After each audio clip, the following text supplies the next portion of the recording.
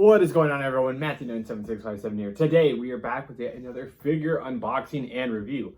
And as the title of the episode, this is going to be the Mattel Jurassic World Rebirth Tail Thrasher Spinosaurus from Jurassic World Rebirth. So with that being said, nothing more to it. We get right on into it. And before we get right on into it, oh man, look at the size of this toy figure, interchangeable. Oh wow, just I mean it's longer than my actual table that I used to record, if I'm being honest. The box itself is very long.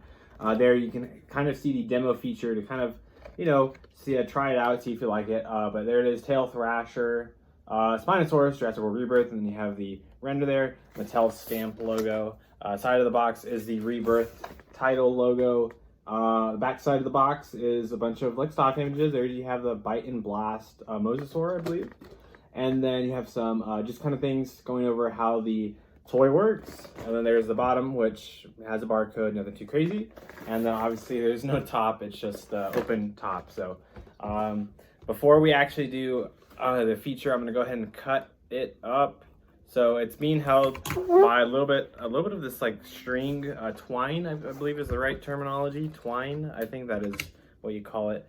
There's a little bit of plastic rubber bands holding it right along the chest here. So we're just gonna get that going, and then I'm gonna we might not even need to you know, it might be pegged to the bottom. I think it is pegged to the bottom.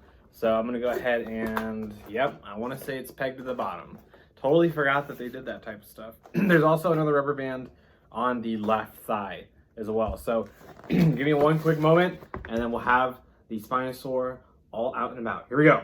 All right, and as you can see, we did get our Spinosaur loose from the contents of the packaging. So I was incorrect. I thought it was one of those pegs where it like clamps down, but no, it's just like a little foot peg here on the bottom. All you gotta do is just pull it out after you take out all the protective holdering for the figure, obviously, so it doesn't get stolen. Anyways, it does have some instructions for it being an electronic toy. It's nothing too insane. There you go. I like the model there. Just for the sake of it, I will show everything, how you play with it and all that. You know, things that are kind of self-explanatory. And then last but not least, the battery replacement pieces. So very cool to see that. I think this is just a lot of legal stuff and stuff they have to put in there. So let's move on towards the actual toy figure itself. As you can see, it is pretty wide. It's a very wide figure. I mean, just for the sake of it, I recorded a short for my figure here. But this is a 6-inch Bandai figure, and you know, pretty much at the jaw length. But it comes up, I would say, anywhere from like 8 to 10 inches tall with the sail. So very cool, very cool. In terms of what we're working with here, you can kind of see in terms of paint. Let's go over the paint real quick. Paint-wise, it's got a yellow eye, and then the dot itself is a brown.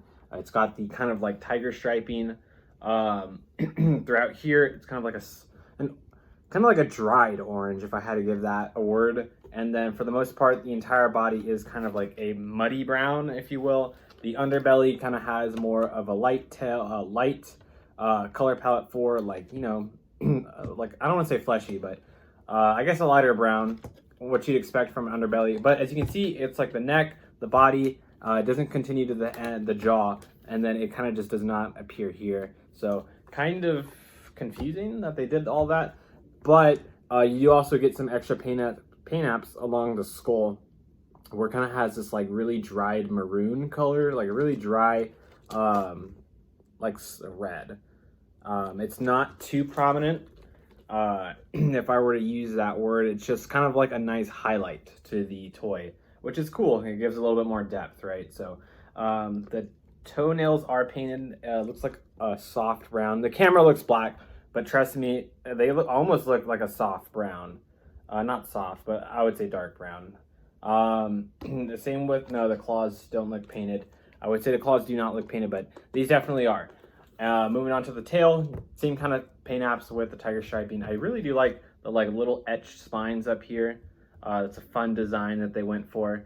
And then, yeah, that's really about it. The mouth itself, kind of a fleshy color all around the board. In terms of detailing, you can kind of see some tongue detailing, some rough edges and like bumps, which is kind of cool for, you know, detailing a tongue. The teeth itself are rubber. This is, I think, my first rubber teeth Jurassic figure. I know I've been out of the game for a while, but very cool. It's actually really cool to see that, like, a rubber teeth kind of concept they went with. And, you know, it's got the Spinosaurus teeth that you'd imagine. Very cool. And so, yeah, in terms of, you know, some of the detailing seen throughout the figure, the skull itself, very nice. You can kind of see this bottom jaw has a little, I believe they're called osteoderms. They're kind of like those rough scales. You got a little bit of a ridge above the eye here, which is so cool. You can kind of see the nostrils right in here, I believe. You can kind of see some design etching detail right along the skull there. And then you can kind of just see a lot of scale stuff happening. I believe those are called osteoderms on the body right here. You can see a little bit, they're a little bit more pronounced and raised compared to some of the other just like normal scales on the body. A little bit of some raise going on the thigh there. And then the spikes, if you will, continue to around right here, and then they kind of just fall off. But the tail itself isn't smooth. It's still a little rough, but the individualized spikes end off around right here. And so obviously the tail has to be articulated to, you know, kind of give that flailing effect. So it looks funny. I would say the feet, you know, I'd say they're moderately sized. I know that's a big thing that in the Jurassic fandom with the feet and all that. I'd say they're moderately sized. I don't know, you know, if that's entirely accurate. I apologize if it isn't. All right, so I actually finished recording the video, but I did actually forget to show off the Facts app code. So there it is for the Jurassic World online collecting database for your Jurassic World toys. So there is a Facts app there. And yeah, let's go ahead and continue with the review. But moving on towards articulation, we can come up with the arm. We can come down there, not too crazy. But it is on kind of like a ball joint, if you will. So it can come up, not all the way around. It kind of snaps. It snaps here, and then you really cannot, no, you can. There you go. Hence the joint thing there. So yeah, both arms can kind of fluctuate to that degree. And then in terms of the foot, you can kind of turn it around. Obviously, I don't know if you'd ever want to go too around, but in terms of moving the legs apart, not too much leeway. I'm being honest, not too much leeway.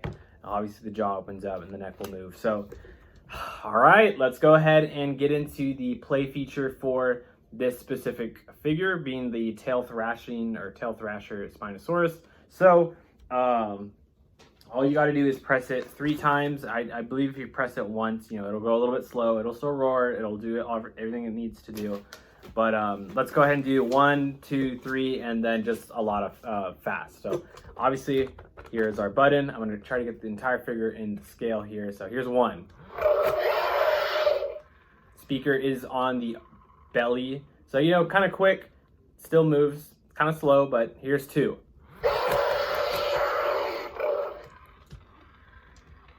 It's funny because like you can hear the motors like kicking and flickering. It's very funny. So, all right, so here's 3 in a repeated session.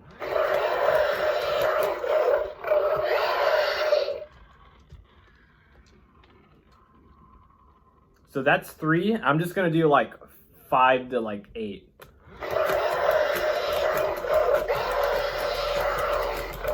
Obviously, the faster you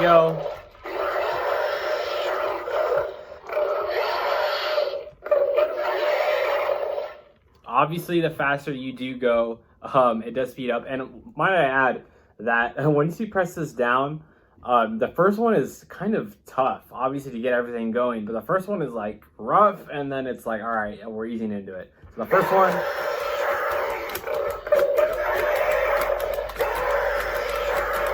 So that's 10.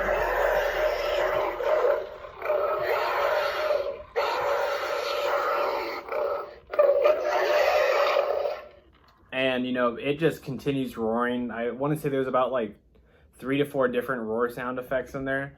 So let's go ahead and do it a couple more times.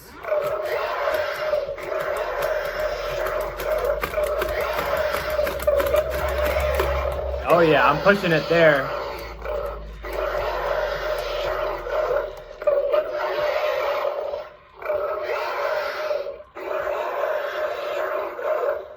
All right.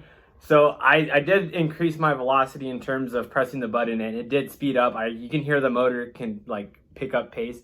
Let's do it one more time because that was actually pretty fun. All right, here we go.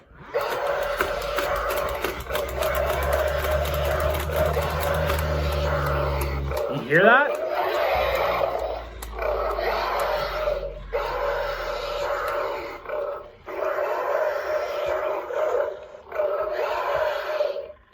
Yeah, no, that's very fun. It's a very fun figure. Obviously, you know, you can, if you press it, you can keep going faster. The figure itself wants to go faster.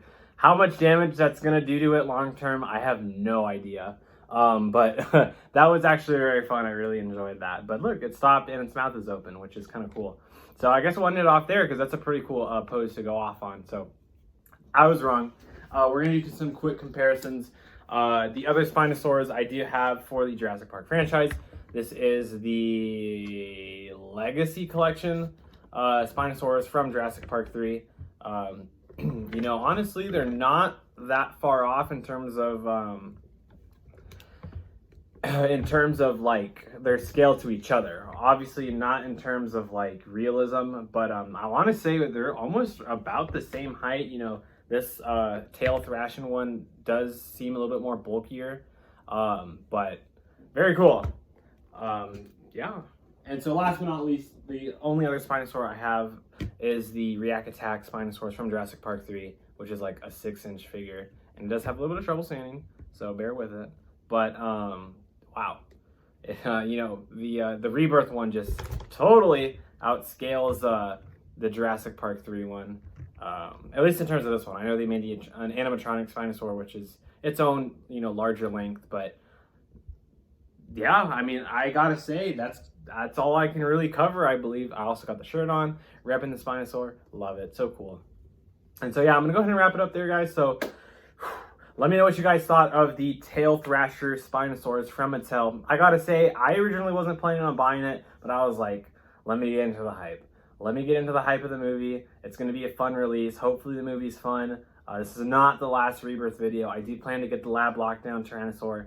And originally, I was just going to get the Lab Lockdown and the story pack with the Spinosaur, which is just like a base model. But this is the gimmick version, a very large figure. So hopefully you have room for it, but it's very fun. I believe I purchased this one from Walmart online because the street date hasn't come out yet. I purchased it for $39.99. So it's fun. You know, it is kind of up there, you know, now to think about it, because like games are like $60. 60, now 70, boo. That's only $20 off from like a AAA game. So you can kind of see, hey, is the value there or not? It's fun, it's a large figure, or if you want to wait for the Hammond collection in like, I don't know, like 2 or 3 years, hopefully they'll have it out by then. But I gotta say, I'm very pleased with this purchase, and I hope that the other Mattel figures that I pick up will live up to this one. So I hope you guys enjoyed the video. Let me know what you guys think of the Mattel Tail Thrasher Spinosaurus once again, and I will see you guys in the next video. See ya!